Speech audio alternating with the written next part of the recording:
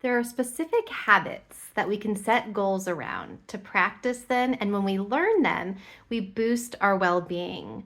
This is one of the main messages taught in the course, The Science of Well-Being at Yale University by Laurie Santos. And you can actually take this course for free through Coursera, which I did recently. And she starts the course by teaching us about these annoying little ways in which we're hardwired to focus on the wrong things and to set the wrong goals. If you're interested in that, check out my last post. But once we realize this, then we can start setting goals around specific habits that will boost our well-being. So what are those? Well, there are 7 different habits you can focus on. Not all at the same time though, so just choose one of these. The first one is savoring. It's where we focus on a pleasurable experience and we give it a lot of our attention, really focus on it, savor it, so that it becomes hardwired into us, part of our memory, and boosts our well-being. If you want to practice this, develop a habit around it, the goal to set would be to do this 1 time per day. The second thing that they talk about in the science of well-being is gratitude.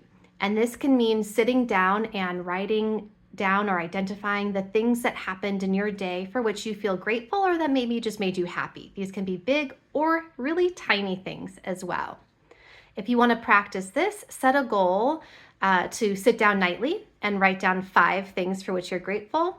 Or you can do what's called a gratitude letter. It's where you write a letter to somebody who did something for you that you really appreciate. You thank them for it, explain how it was helpful to you or why it was so meaningful, and then you deliver it in person and read it to them. That's another way in which you can develop this habit. The third thing is kindness. And this means going above and beyond how you usually treat those around you.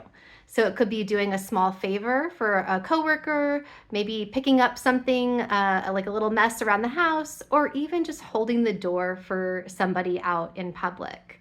If you want to develop this habit, then set the goal of doing a random act of kindness 1 time per day for the next week. The fourth thing is social connection. And we know that relationships have a huge impact on our mental and physical health, surprisingly.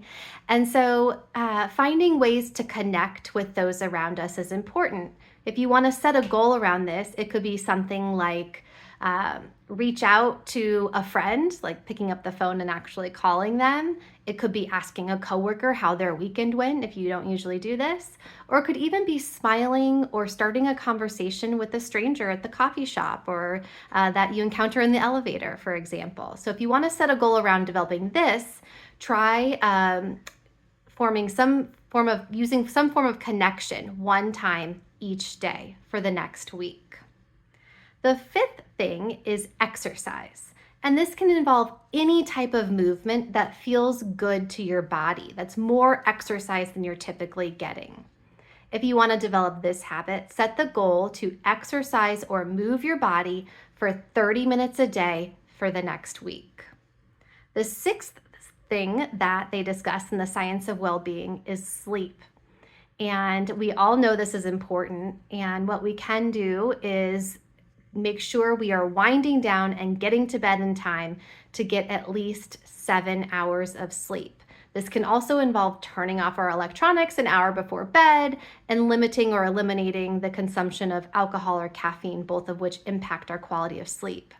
If you want to develop this habit, then choose 4 nights in the next week in which you can get 7 hours of sleep and really make that your focus. Make that a priority. And the last thing, the 7th thing that is recommended in the science of well-being is meditation. So this really can involve just focusing on your breath for a few minutes. You could be focusing on a mantra over and over, or even just like a bodily sensation. It doesn't have to be a very strict level of meditation, or you could do a guided meditation. There are millions of them available for free. If you want to develop this habit, then set a goal of meditating for 10 minutes a day for the next week. So each of these habits can be developed if we set goals around them. They can be small weekly goals, and we wouldn't set all of these goals at the same time. We would choose one habit to work on and set a goal around that for the next week and see how it goes. And then modify, maybe try a different one or choose a different level of intensity or duration. But the idea here is that our well-being does not have to feel overwhelming. There are small things we can do to prioritize our health and build our resilience.